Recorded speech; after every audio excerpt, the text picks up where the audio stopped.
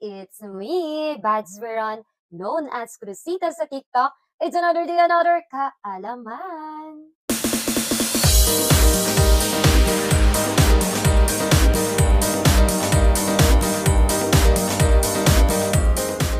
Isa ka rin ba sa nalilito o medyo nahihirapan sa paggawa ng daily lesson log?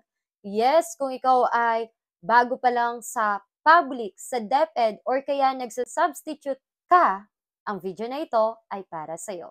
Okay, ganito po ang format kung saan po ako nagturo. Dito ilalagay yung school, anong name mo, teaching date and time, grade level na tinuturuan mo, learning area or yung subject at yung quarter. Kung ano yun nandito, ganun rin po yung parts ng sa lesson plan yung OSLEA. Of course, yung objective, yung subject, learning activities, evaluation, and assignment. Pero dito po nakalagay additional activities na lang po. Ang pagkakaiba lang po sa lesson plan na kinasanayan natin sa college, ito pong DLL ay pang 5 araw na o pang 1 linggo. At dito naman, pagdating sa objectives, yung A, B, and C, hindi na tayo mahihirapan mag-isip. Dahil kina-copy-paste na lang po ito sa budget of work or kaya sa MELC or kaya sa mga modules. Ito nga pong pinapakita ko sa inyo ang budget of work po. Makikita nyo dito yung content standard, performance based at yung MELCs. At ang gagawin lang po natin ay ika-copy-paste lang po. Ang nilalagay naman po sa content kung ano po yung lesson po natin sa araw na yon. Dito naman po sa references kung saan po tayo kumuha ng mga ituturo natin. Next naman po dito sa procedures, of course, yung pagre-review po. Dito na rin nakapasok yung greetings mo, yung mga routines mo. At depende rin sa'yo kung anong klase ng pagre-review yung gusto nyo pong gawin. Pero kung ayaw nyo pong mahirapan, pwede rin naman po kayong mag-copy-paste po sa module or sa libro na meron po kayo. Pagkatapos naman ng pagre-review or pag-aaral dun sa mga dati nyo pong pinag-aaralan, punta naman po tayo sa establishing purpose. At kung mapapansin nyo po, pwede naman po mag-copy-paste sa module na meron ka. Basta ang gagawin po dito sa establishing purpose ay ipapaalam mo kung ano ang lesson nyo sa araw na yon. Susunod naman po na gagawin nyo yung presenting examples na po or instances of the new lesson. Dito ay nagbibigay na kayo ng iba't ibang halimbawa para po ma-introduce nyo yung bago nyong lesson. O kaya, inuumpisahan nyo ng ituro kung ano ang lesson nyo. Para hindi rin po kayo mahirapan, pwede rin naman po kayong mag-copy-paste. At nasa yun na po yan kung gusto nyo po pong dagdagan yung mga references nyo. Next naman po, itong discussing concepts. Huwag po kayong papalito dahil dito rin po ay nagtuturo pa rin kayo. Ibig sabihin nito sa parte nito ay nagtuturo, nag-e-explain pa rin po kayo ng topic. Pero depende po yan sa teaching styles nyo po. Dahil pwede naman po tayong student-centered na habang nagtuturo ay may tinatanong din kayo sa mga estudyante. At ganun pa rin po sa may discussing new concept na number 2 at pwede naman kayong magbigay ng activity. At dito naman po sa may developing mastery, nagbibigay pa rin kayo ng mga activities na para mas matandaan ng mga bata. Kung mapapansin nyo po, yung developing mastery ko ay nasa Tuesday na. Dahil minsan may mga lesson na hindi kayang tapusin sa isang araw. Bilang teacher, nasa iyo po yan kung paano nyo po i-budget yung lesson ninyo. Nasa iyo rin kung gusto mong i-copy-paste lahat ang nasa module o libro o gayahin ang lahat ng activities. Pagkatapos nga ng developing mastery ay yung finding practical application na. Dito naman paano i-apply ng bata sa real life ang kanilang mga natutunan. Pagdating naman sa module, meron ding mga ganito kaya copy-paste na lang yung ginagawa ko. Susunod naman itong making generalizations. Ito na yung pagbubuod ng mga bata or sum up. At susunod na nga itong evaluating learning or kaya itong quiz na tinatawag natin. Maaari ka ring mag-copy-paste sa module or sa libro o kaya kumuha sa internet or gumawa ng sarili mo pong quiz. At dito naman sa may remarks, sasabihin mo kung natapos mo yung lesson mo sa araw na ito or i-continue ba kinabukasan. At yung reflection mo naman, sinasabi dito kung ilan yung mga batang pumasa, yung mga bumagsak at ano yung ginagawa mo para makasabay yung mga nauhuli. Uulitin ko lang po, may budget of work po tayo na sinusunod. Mas madali na rin ngayon dahil may mga module na ngayon na kinaka-copy-paste na lang po natin. Pero syempre, mas maganda pa rin po yung nagdadagdag or nagiging innovative po tayo pagdating sa mga activities nila at pagtuturo po natin. Basta sa paggawa po ng lesson plan, tandaan na dapat ma-achieve po talaga natin kung ano ang objective natin. At yun lamang po, and I hope may nalaman, may natutunan po kayo sa video na ito.